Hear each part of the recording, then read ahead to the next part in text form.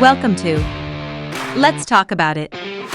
Broadcasting live from North Nashville, Tennessee. North Nashville spans from Metro Center down to the border of Bicentennial Mall, including the neighborhoods of Bordeaux, Buena Vista, Parkwood Estates, Germantown, Haynes Manor, Jefferson Street, Fisk Park, Cumberland Gardens, Oak Valley, Enchanted Hill, and many others. It's perhaps best known for the 3 universities housed here, including Tennessee State University, Fisk University, and Meharry Medical College. North Nashville is also home to the Tennessee Titans practice facility. The Tennessee Titans will begin construction on an expansion project at St. Thomas Sports Park, which will almost double its current footprint in Nashville's Metro Center neighborhood. The plan includes 60,000 square feet in additions, including a new building situated along one of the practice fields, and major renovation of spaces within the existing 75,000 square foot building. Now live from North Nashville, Dr. William Head. Let's talk about it. Good afternoon, ladies and gentlemen, and welcome to a special edition of Let's Talk About It. Why is it special? Our special guest, who you see on the screen, Dr. Newhouse, is with us. This is a pre-recorded version of the show, which is unusual. We're usually live and in color. Today we are still in color, but we found ourselves recording this for the Thursday time slot. Doc, how's everything where you are? It's very well, sir. And glad to be here again to join you and give you an update on Alzheimer's disease. That would help. That's exactly what we want to talk to you about. We have gone through several iterations of these discussions, and we started out at a point, excuse me, where you were trying to develop a vaccine, a treatment, an effort to slow down the progression of Alzheimer's.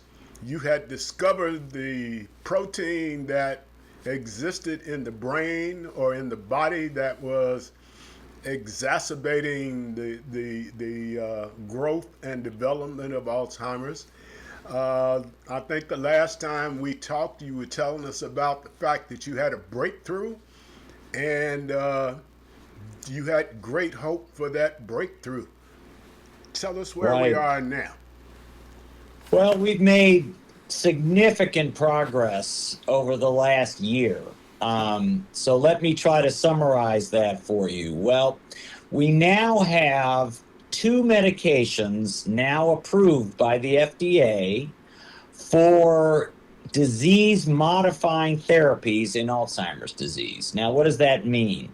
That means that these molecules, these medications, can actually interrupt the biological processes that are responsible for Alzheimer's disease. Now, are they a cure? No, they're not a cure, but they're the first major step forward in this disease in 25 years. And so it's exciting to have these new treatments available to our patients and to their loved ones. And so we're very excited about this. There are 2 medications on the market now. One of them was introduced about 9 months ago, one of them just in the last few months. They both require intravenous infusions, but that will change as we move forward, I think. And they are offering new hope to especially patients early in the disease process. So they're offering what we think is the first ability to change the course of this disease.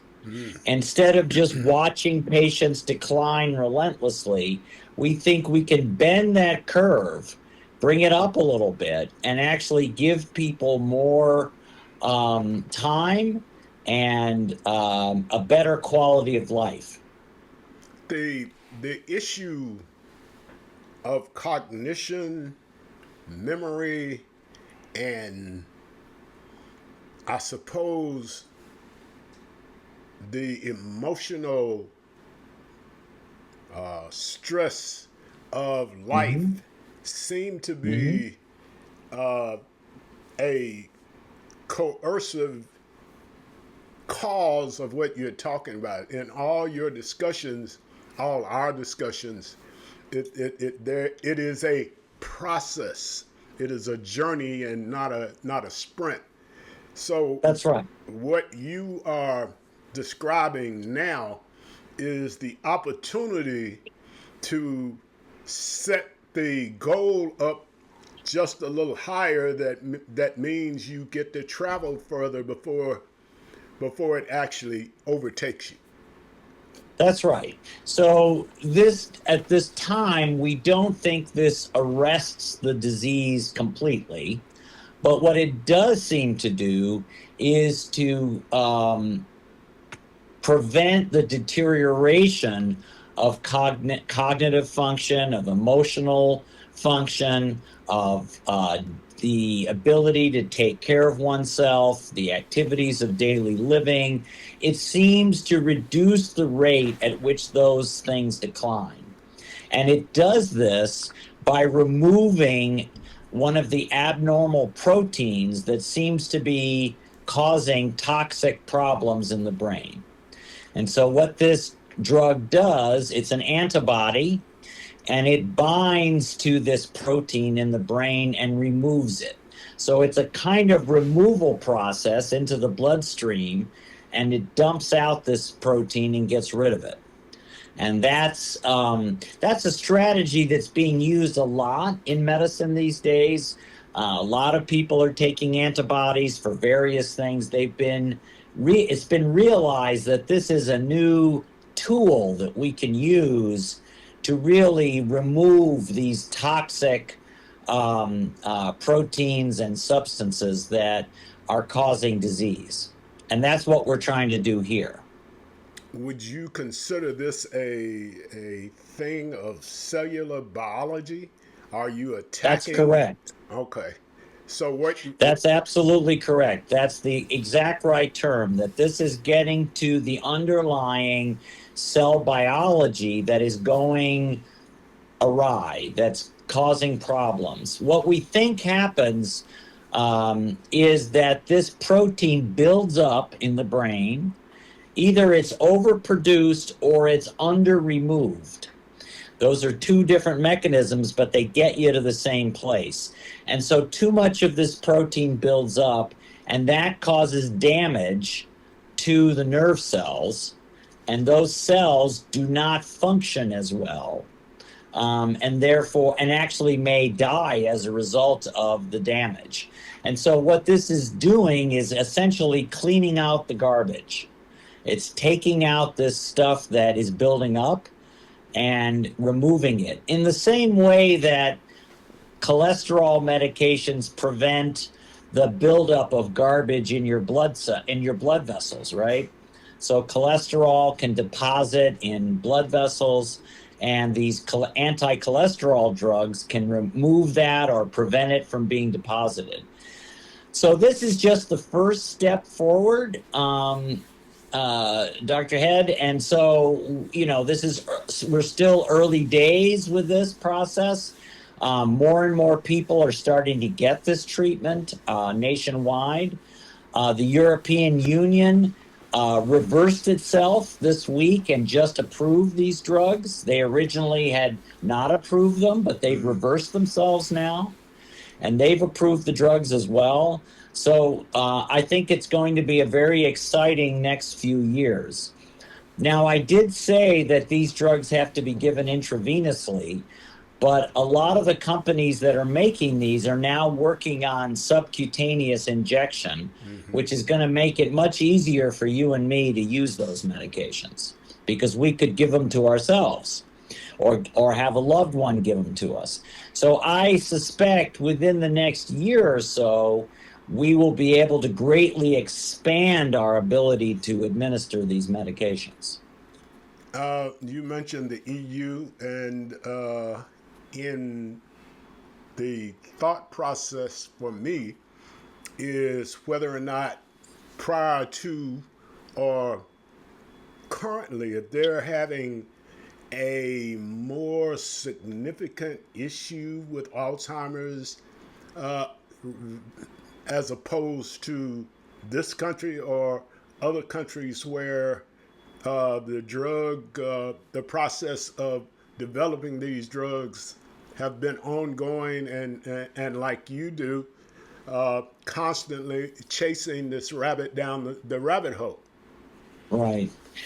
Yeah, I think the Europeans have been cautious, understandably so. These drugs are not perfect.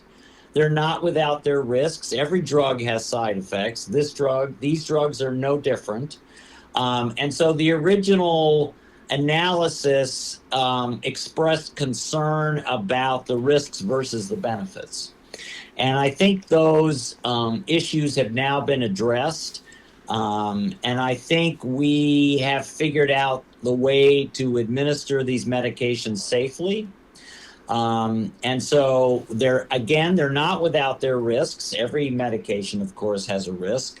But I think we're on the cusp of a new era in the treatment of this disease.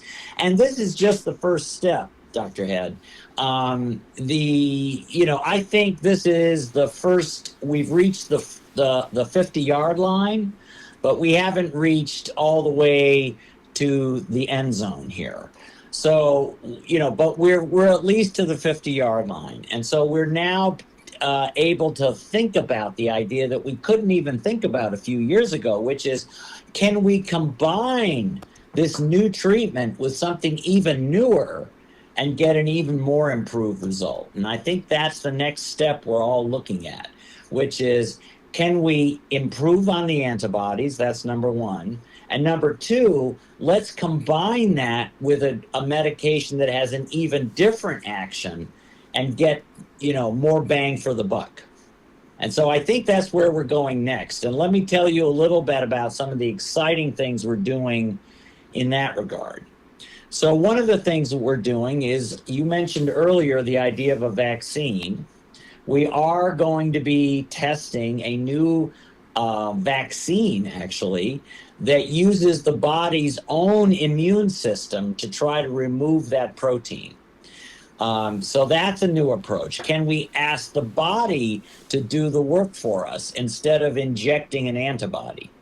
We can use our own immune system to make those antibodies for us. So that's one approach. Another approach we're very excited about is actually using gene therapy. And with gene therapy, what we would do in selected cases is actually partially turn off a gene that makes this abnormal protein. And so we think we can actually turn the volume down, if you will, on the body's manufacture of this protein. So that's very exciting. These are called ASOs. They work by what we call gene silencing. So they partially silence a gene. And this is a strategy that's now being used in some genetic diseases, some rare childhood diseases that involve a mutant gene. And we are now going to be testing a strategy like that in some of our patients with Down syndrome and with Alzheimer's disease. So we're very excited about that approach. That's a completely new idea. And then there are these other approaches that we're doing where we're going to go after the other abnormal protein, because there's two of them in Alzheimer's disease. Okay. There's amyloid and tau. And we're going to be testing new strategies to try to knock tau down as well. And so I think these are going to be very exciting. For those people who have not seen our shows previously, would you explain the amyloid and the tau? Sure. So when Alzheimer first described this disease in 1904, he identified two things under his microscope that he saw in the brain of this woman who died of this disease that later became named for him. And what he described was plaques and tangles. Plaques and tangles. The plaque is the amyloid protein. That's the excess amyloid that builds up.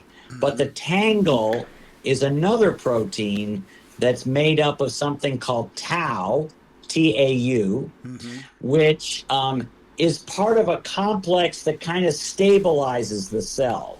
It's like, think of it like a set of railroad tracks inside the cell that things traffic along. They move along this railway, and the railway falls apart in Alzheimer's disease. Wow. And these tangles start to form. And so those tangles are made up of tau, and we think that that is the other abnormal protein. And we need to deal with that one as well. Well, the what I'm hearing you say is that you are now seeking to change the nature of the cells that are attacking the body. Is that something you see as a breakthrough in approach to disease control, where you are, instead of trying to immunize the body, you try to control the attacking agent? Well, you're on the right track. So what we think happens, so the nerve cells are the ones that contain this tau. So we don't want to, they're not attacking anything, but you raise a very good point, which is this, that what happens when you have these two abnormal proteins is you get an inflammatory response. You get inflammation in the brain, actually. And that does lead to some cells that start to attack, right? When you and I get an injury or an infection, there are cells in our body that zoom in to attack that infection, right? Or that problem. And one of the big problems is that we like those cells to turn on, but then we want them to turn off, right? When the inflammation is, when the illness is done. Except in Alzheimer's, what we think is happening is these attacking inflammation cells don't turn off. They just keep attacking. And so that's the other problem we're trying to deal with in Alzheimer's, is not only the two proteins, but those attacking immune cells. And so what we need to do is find a way to dial those down as well, get them to calm down, because they see this abnormal protein, Bill, and then they go after it. They see this stuff and they say, well, I'm supposed to turn on when I see that abnormal protein. And so if I keep seeing that protein, I'm still going to be attacking. And we need to figure out, does removing that protein kind of turn those cells and make them go to sleep? Or do we have to add in another drug which will help put those attacking cells back to sleep? Because that's what we think is happening. So you're absolutely right. There is an attacking inflammation part of this story as well, which is kind of, if you think of this as a triangle, right? You've got amyloid, tau, and inflammation. They're the three sides to the triangle. And we need to grapple with all three of those sides to really put a stop to this disease. Wow, that is science fiction from 1980. Go ahead. No, I was going to say that, we've gotten to this point. I've been in this field now for over 40 years, and it's taken us really till now to be able to, we're like blind men feeling an elephant, right? Each of us can feel a piece of it, and we say, oh, look what I found, right? But none of us could see the whole elephant until pretty recently. The team-like effort that you have across state lines, uh, uh, national lines, international lines, oceans. That's right. It's a very international effort. That you've got So, it right. so what you have now with the technology that exists is the ability for all of those people to gather around an operating table. That was always one of my great things watching science fiction. Everybody would Mhm. be over this body that's laying on the table. But now you got 500,000 people looking at this body at the same time, which means we are all now seeing the same thing. How important has the development of communication technology been to this effort? You've been in it for 40 years, which means you were in it before we had cell phones. So, That's so, right. so That's right. and That's right. we are now at a point that uh, we can reach anywhere on Earth in 15 seconds. Well, So, you're absolutely right. It's a totally international collaboration. I was fortunate to be a co-author on a international working group manuscript that just came out a couple of weeks ago, in which we argued for how we should define the diagnosis of Alzheimer's disease. And that international working group included people from the United States, from France, from Denmark, from Germany, from China, from Japan, all over the world. It's really become an international effort to target this disease, and it's taken the scientific development. I'm working with companies from Switzerland, from the United States, from Great Britain. It's a totally international effort to tackle this dread disease. well, you know my other concern with research. Okay. The absence of black, brown, yellow, red people from the research subjects, Mhm. and because uh, when drugs are put on the market and prescribed, and I'm going to be prescribed, but nobody's ever checked anybody that looked like me as Mhm. to how my body would possibly react. Mhm. Where are we going with Yes. the Right. So this is you and I have spoken about this issue many times. It's a significant problem for us as a field, which is, are we including diverse groups of people in our studies? Do we understand Alzheimer's disease in African Americans, in Asian Americans, and Hispanic Americans? Do we understand it as well as we do in Caucasians? And the answer to that is still a qualified no.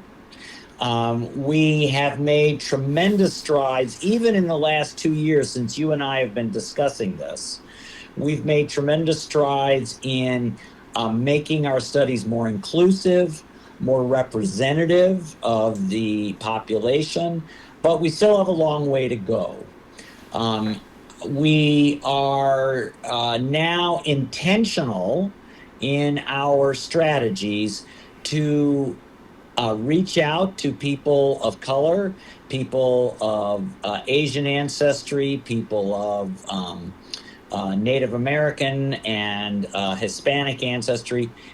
Before this, as you know, we were not intentional. We just said, oh, we'll take all comers. But we know what that meant, yeah. which is that we did not get a representative sample of people and joining our studies. But now we're intentional about it and working with people such as yourself and your organization, your health consortium. We are, I think, making significant strides in this process. And so we are pleased to be able to report to you that we have made significant improvements in our outreach and engagement with local communities of what we call underrepresented groups, URGs. And I think your conversation with me today and the follow-up conversations we've had, I think are part of that effort. And we've made great strides there. But you're absolutely right. We don't understand this disease as well as we should, for example, in African Americans. So one of the things that we've been interested to find is that the rates of amyloid positivity are somewhat lower in African Americans than we would have anticipated. Okay. We're not entirely sure of the reason for this. We're not convinced. Some of us aren't convinced yet that it's not just selection bias. But on the other hand, we're finding that once a person is amyloid positive, the treatments still seem to work pretty much the same as they do in Caucasians. So once we're comparing apples to apples, we think the medications work pretty similarly. The difference comes before that. If we look at people who have memory loss, if we took 100 people in the community who had memory loss, 50 African Americans, 50 Caucasians, what you would find is that a somewhat lower percent of the African Americans would be positive for amyloid. Now, we're not entirely sure why this is. It could be some other process that we're not understanding yet, or there could be other contributors that we're not getting. It could be social or environmental or life stress or even socioeconomic issues. It could be diabetes. It could be blood pressure, things like that. We have to look at the whole picture, at the whole person. But we have some really talented people nationwide that are leading that effort. I want to just call out particularly Dr. Doris Molina Henry, who is working with the Alzheimer's Clinical Trials Consortium and is leading this effort at the national level to understand African American experiences with Alzheimer's disease. And I encourage people to reach out to her. I would encourage you to tell her that you and I need to talk to her on camera. Okay, I will be happy to reach out to her, and I'm sure she would be delighted. She's originally from Puerto Rico, but is of African American or African heritage. She's a really solid scientist and a great person, and I think your audience would enjoy her a lot. When we speak of research, we always think of how large the sample of the respondents is. The pool of respondents determines how generalizable the research is over a period of time or well, anyway, the course of a disease. You and I have talked about the fact that Big Pharma doesn't want to include people who have pre-existing issues, blood pressure problems, diabetes, all the things that seem to plague the South and black folks in the South. So as we look at a research sample, the number of people in that sample determines how reliable the findings are in what you're doing. How do we find a way to increase the reliability for people who look like me? Right. So that's a great question. So there really is a second way to test that. So, or to try to get that information. So you're right. In phase 3 clinical trials in which a drug is going for FDA approval, you're right. People with complications tend to be excluded from those trials. The reason for that is pretty clear cut. FDA basically says to a company, you have to rule out any other conditions that don't accord with Alzheimer's disease, right? And so they tend to set a lot of restrictions. And then the second reason is that if they get problems, they have to report those to the FDA, right?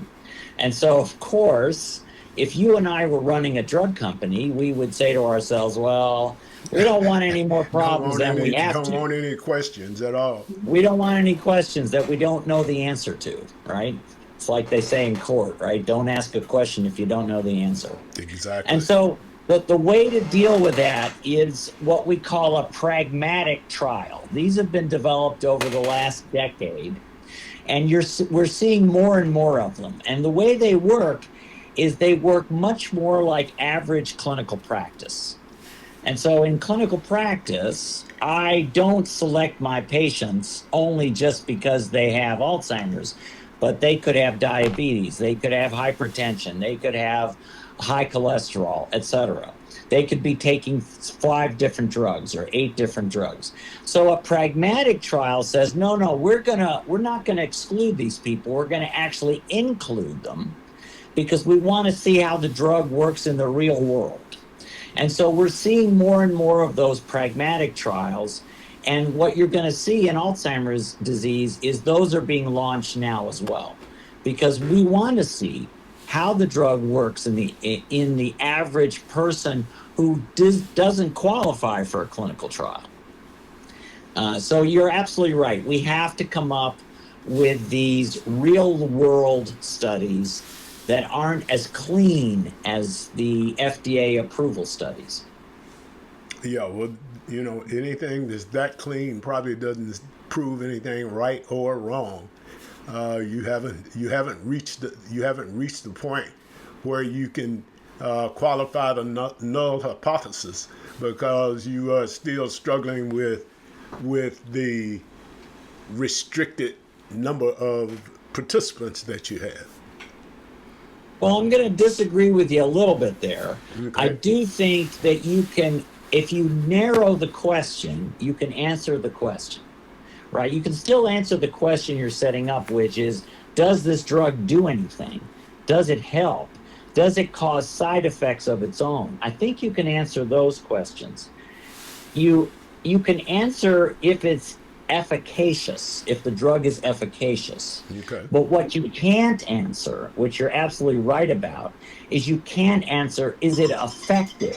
Which is not the same as efficacious, right?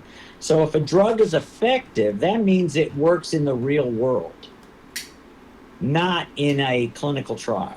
And so those are 2 different questions. We can have a drug that's very efficacious, but if it has a lot of side effects, it's not very effective, right? Yeah, if Or the it's side not, effects are worse than the affliction. or if the treatment is worse than the disease, then how is that a help to the rest of us, right? Not at all. That's right.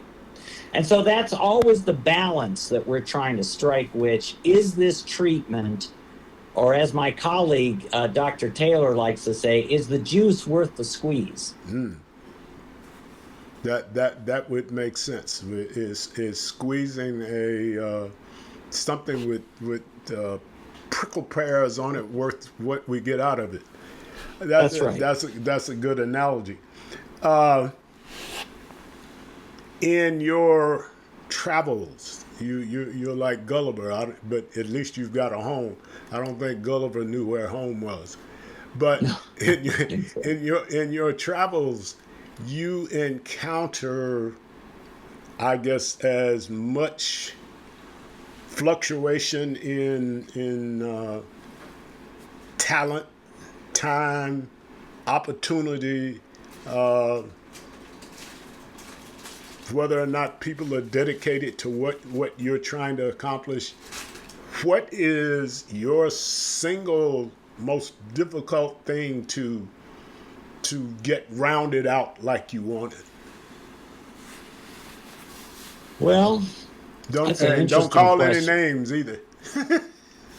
I mean, I think that we always worry about the idea of going down blind alleys, right? Where we get so committed or weighted, or not weighted, but we get so committed or enthused about an idea that kind of leads to a dead end. And, there have been many dead ends in this field. There are many drugs that look really good, or strategies that look really promising and end up going nowhere. So that's a problem. The other problem that I think we do have to confront in this field is, as unfortunately I'm sure your viewers have heard about it, is scientific fraud. And we have had some instances where people have done things they should not have done. It's mostly been in the preclinical space. So, in other words, people who are basic scientists who publish data that isn't accurate or that is just fraudulent. And we have seen a few instances of that here in the Alzheimer's disease space. We think we've isolated the problem. We don't think it's made a huge impact on the clinical treatment, but that is one thing that disturbs me. I think honesty is critical in this field. You said a We can bad make word. mistakes. We can make mistakes. That's fine, and I've made many of them. But I think that we do have to acknowledge that there have been some bad actors in this scientific field and others.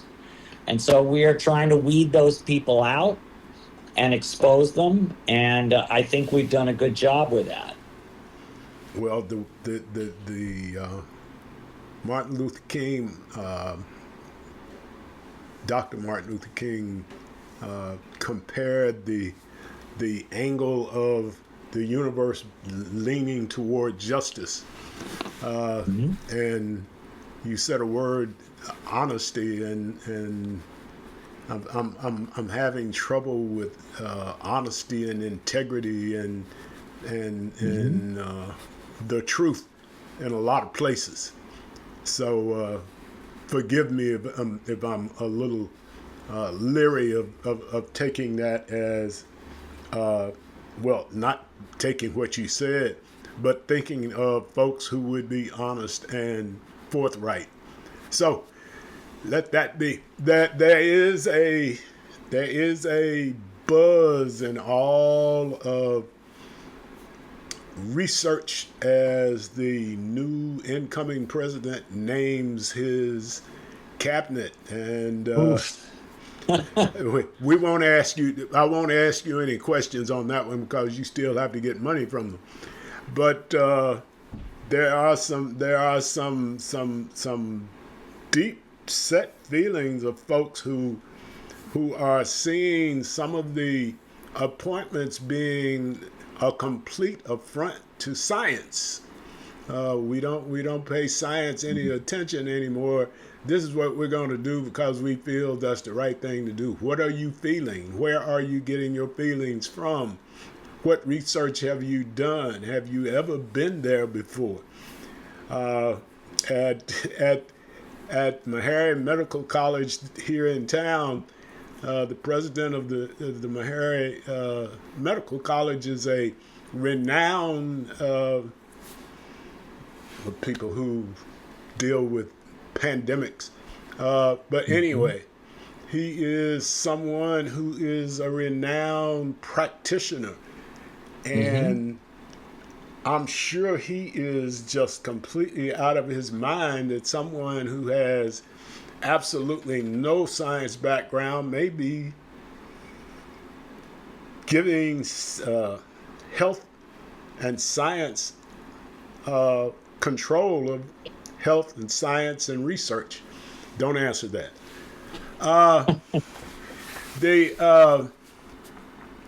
coming of the cure for the common cold seems to get nearer all the time, especially as you spoke of the art of cell biology and how you can alter a cell to become what you need it to be, or you can make it stronger, you can weaken it,